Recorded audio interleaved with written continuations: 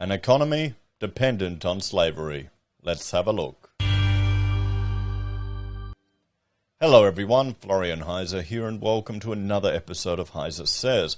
Grab your stein of coffee, because I want to have a look at this article from news.com.au. Surge in offshoring sees Australian economy become dependent on modern slavery. Now, I find it funny.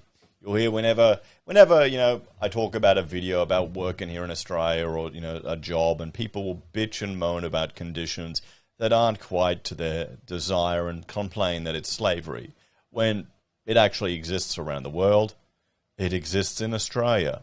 I'll refer to a video. What was it? Some civil servants brought someone from overseas, kept them home as their live-in-house slave for years. Happens in Australia all the time. It's happening now.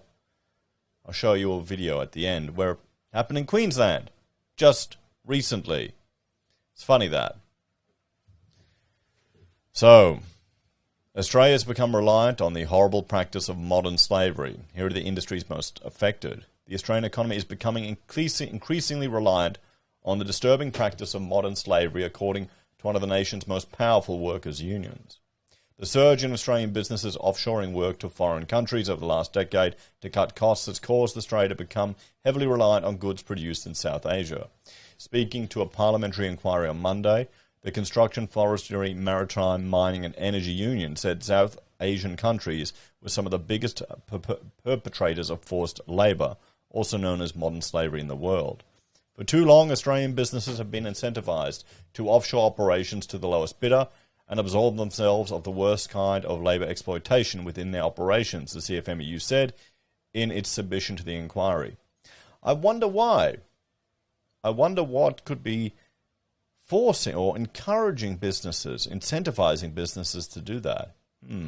All the burden, the hassle, the language issues, the training issues, the risks associated with working with people offshore, the quality issues. What could make... what could they be doing? Maybe the CFMEU knows something about that. The union lamented that in the Asia-Pacific, where the bulk of Australia's manufacturing imports are now sourced, 4 out of every 1,000 people are estimated to be victims of modern slavery.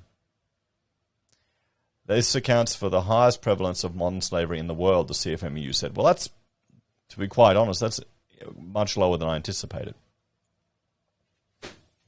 That's a win for the modern world. Slavery is not, sadly, it is not a new invention. It has been with humanity for all time. And it looks like humanity is finally starting to win the battle on it. And it wasn't socialism that destroyed slavery, everyone. So, modern slavery in the form of forced labour involves a person being employed against their will with the threat of imprisonment, violence, death, or other forms of extreme hardship to them or their family if they do not comply. Textile and footwear factories in South Asia have been widely recognised for their extensive use of forced labour for many years. But the CFMEU said there was now also a growing awareness of exploitation in other high-level manufacturing industries such as medical goods and the electrics and electronic industry. These large-scale operations are becoming increasingly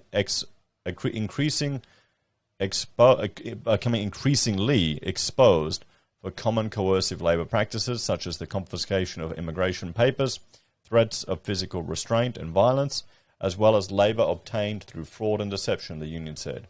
The CFMEU urged the federal government to take action, stressing that bringing manufacturing back to Aussie shores would allow much better monitoring and regulation of workers' rights and well-being.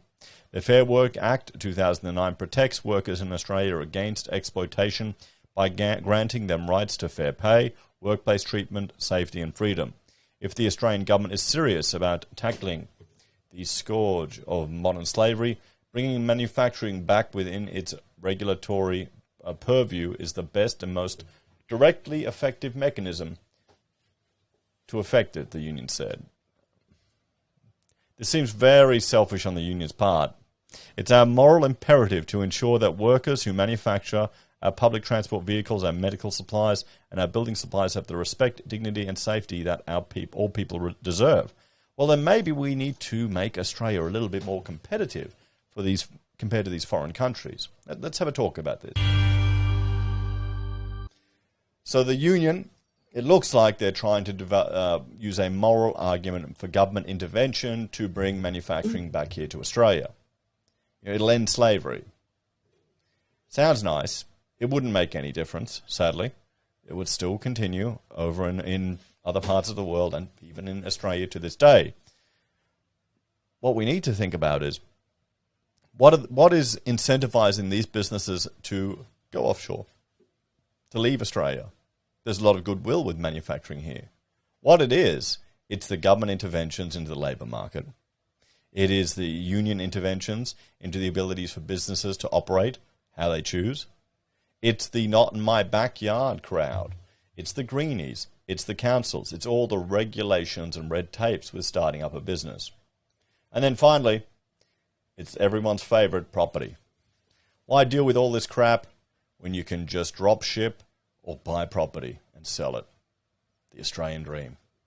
Well, guys, as I said, check out this other video about modern-day slavery happening here in Australia. It's sad and tragic, but it's something that people should be made aware of. You never know what you'll see out and about. Anyway, guys, take care, and I'll see you all next time. Bye for now.